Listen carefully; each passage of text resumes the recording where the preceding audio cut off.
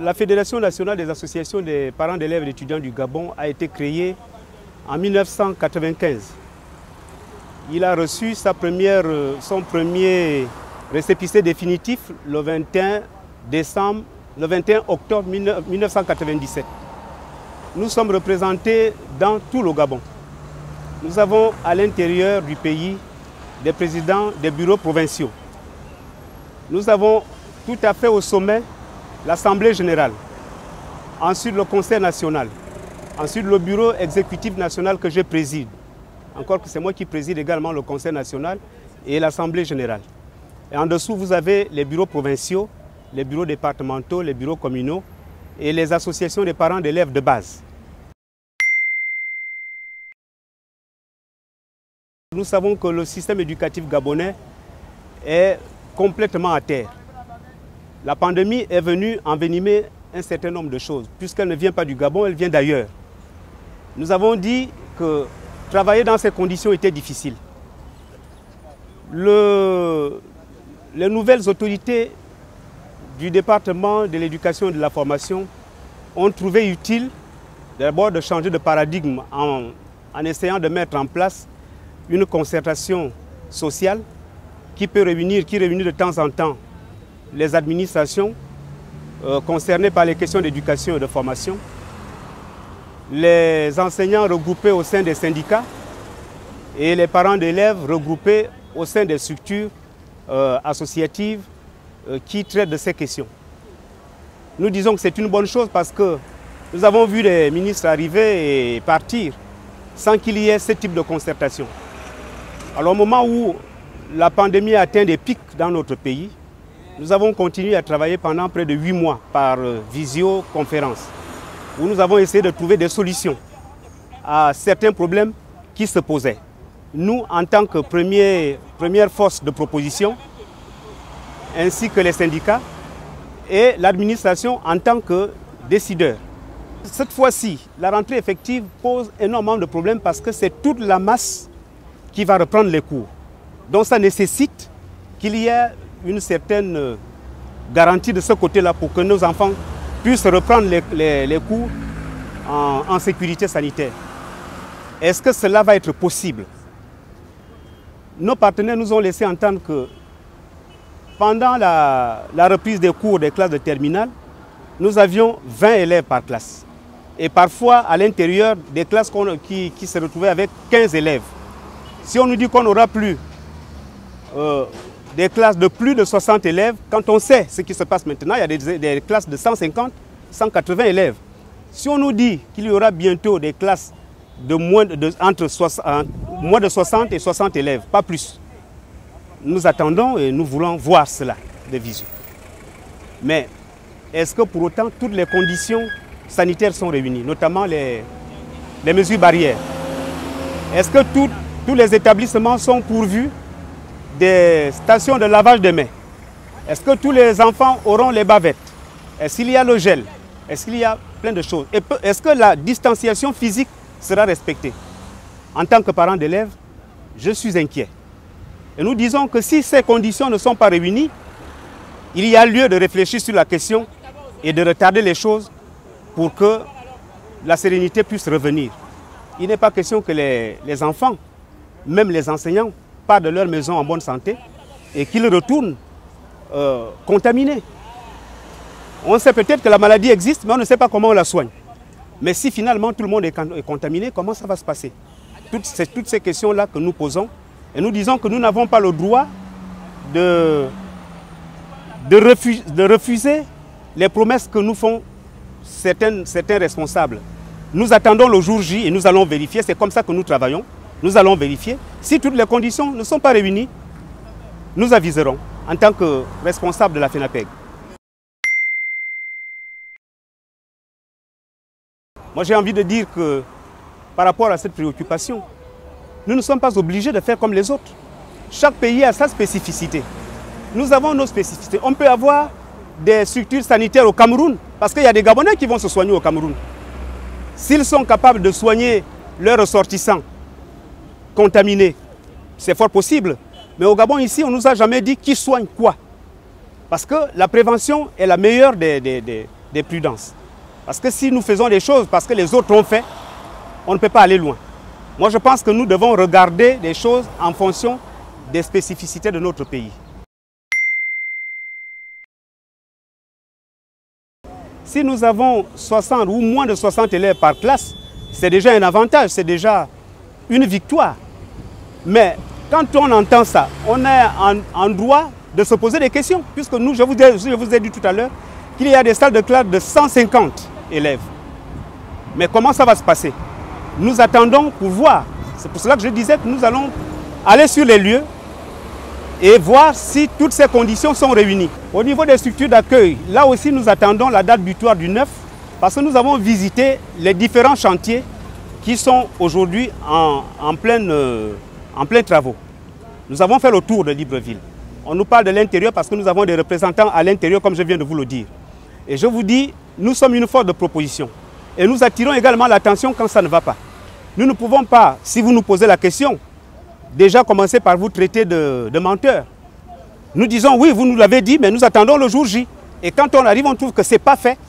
Nous réagissons, il n'y a pas de problème. À partir de cet instant-là, aucun parent ne peut accepter aujourd'hui d'envoyer son enfant à l'école quand il sait que cet enfant-là ne sera pas en sécurité sanitaire. Donc, il faut que nous prenions nos responsabilités. Nous attendons de voir et puis on avisera. La FENAPEG a toujours réagi quand il y a eu des difficultés en matière de sécurité dans nos établissements et en dehors. Il vous souviendra qu'en 2014, on a atteint le pic où les élèves se sont entretués au lycée Léomba notamment, parce qu'il y a 3 établissements là-bas.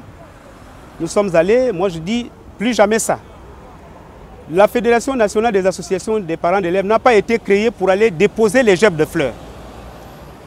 D'abord en commençant par les parents. Nous devons d'abord balayer devant notre porte, en prenant la responsabilité d'éduquer nos enfants comme nos parents nous ont éduqués.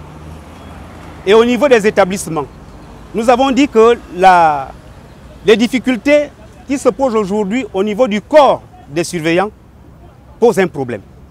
Nous avons les quelques surveillants, les bras cassés, les pieds cassés qui existent, dont la moyenne d'âge est en train de naviguer entre 55 et 60 ans. Donc vous comprenez que ce sont des grands papas.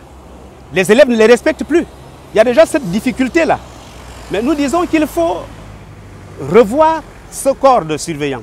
Au jour d'aujourd'hui, après nos différentes recommandations, nous avons la formation des formateurs, des auxiliaires de sécurité qui est en train de se faire. Et ces auxiliaires de sécurité vont former les autres qui vont s'étendre dans tout le pays. Il y a quelques établissements pilotes qui vont commencer par recevoir ces surveillants-là, qui vont à l'extérieur et comme à l'intérieur des établissements assurer la sécurité des enfants. Mais à l'intérieur des salles de classe, c'est ce corps de surveillants que nous connaissions avant qui va s'occuper du reste.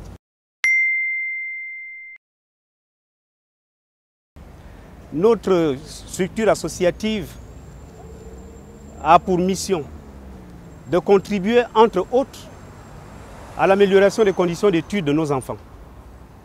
On entend par amélioration des conditions d'études de nos enfants, d'abord au niveau de la maison, que les parents s'occupent de leurs enfants en tant que premiers éducateurs. Dans les écoles, nos enfants doivent trouver des structures d'accueil fiables, des structures d'accueil qui tiennent compte de toutes les conditions pédagogiques. Et ensuite, ils doivent également avoir des encadreurs pédagogiques bien formés et qui sont logés à l'enseigne où ils trouvent leurs conditions de travail améliorées. Toutes ces conditions réunies font en sorte que nous puissions suivre valablement nos enfants.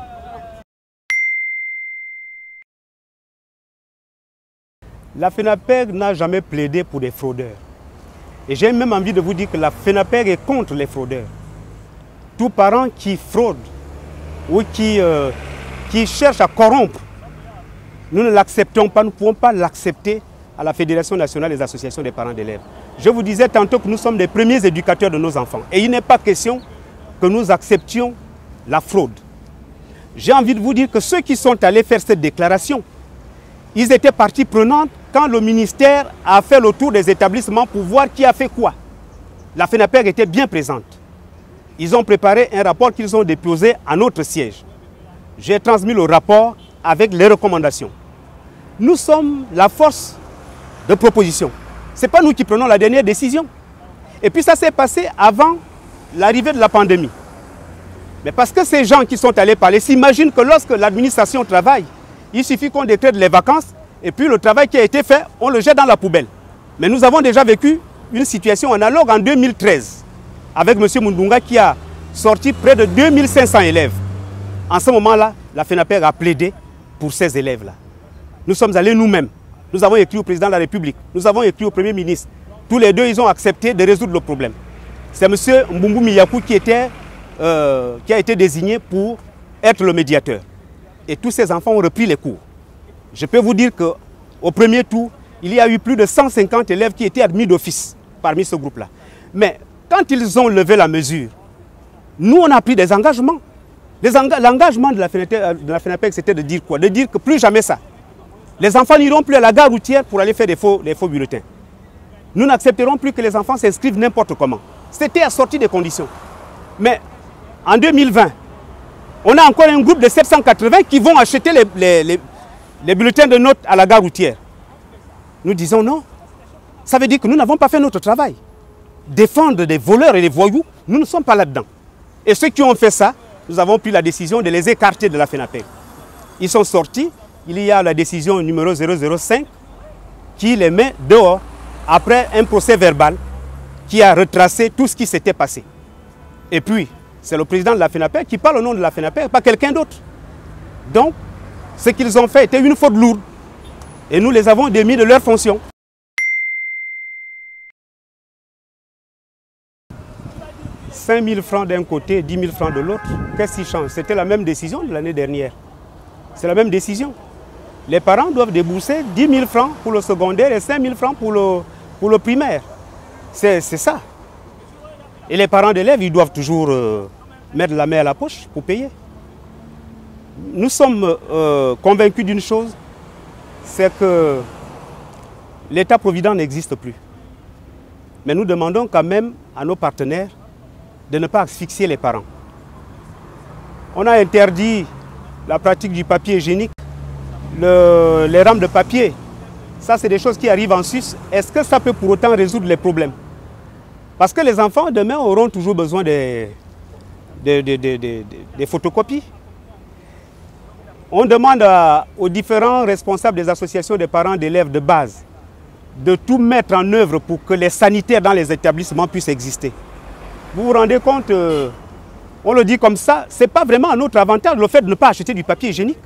Mais le papier hygiénique peut aider à faire en sorte que ces WC-là ne soient plus bouchés.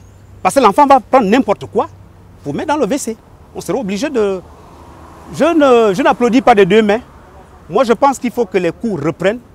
Et puis nous allons voir tout ce qu'il y a comme difficulté dans le fonctionnement de nos établissements. Parce que nous sommes là pour accompagner les responsables, les établissements et nos enfants. C'est ça notre force. Maintenant, quant à nous demander si nous sommes satisfaits, on ne peut jamais être satisfait quand on vous demande de toujours sortir l'argent de tes poches. Mais nous allons voir si cela est applicable partout. Parce qu'il y a des difficultés sur le terrain également. Et nous allons faire un tour sur le terrain pour voir l'applicabilité de tout ça. Nous disons quand même que si cela a toujours été une pratique, que nos partenaires arrêtent. Parce que cette fois-ci, nous venons de tenir un grand séminaire du 28 au 30 octobre, où nous avons instruit l'ensemble de nos responsables à l'intérieur de surveiller toutes ces activités-là. Aujourd'hui, l'éducation nationale nous demande d'être regardants sur la vente des uniformes, sur la coopérative, sur les mutuelles. Et nous demandons à tous nos représentants d'être regardants et de rester en justice tous ceux qui vont aller à l'encontre de ça. Je ne parle pas que des partenaires, notamment les syndicats et les administrations. Je parle également des parents d'élèves qui seraient tentés de détourner les ressources issus des cotisations. C'est de souhaiter une très bonne année scolaire à tous les acteurs concernés par les questions d'éducation et de formation. Comme je le disais tantôt, chacun doit jouer sa partition. Les administrations doivent savoir ce qu'elles ont à faire. Nous ne sommes pas des ennemis, nous sommes des partenaires.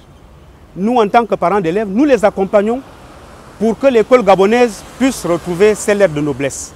Si cela peut aider pour que cette école-là puisse permettre à nos enfants de nous conduire vers notre dernière demeure demain, ce serait ça la seule et unique chose que nous recherchons pour nous en tant que parents et pour nos enfants une fois qu'ils ont un emploi demain après leurs études.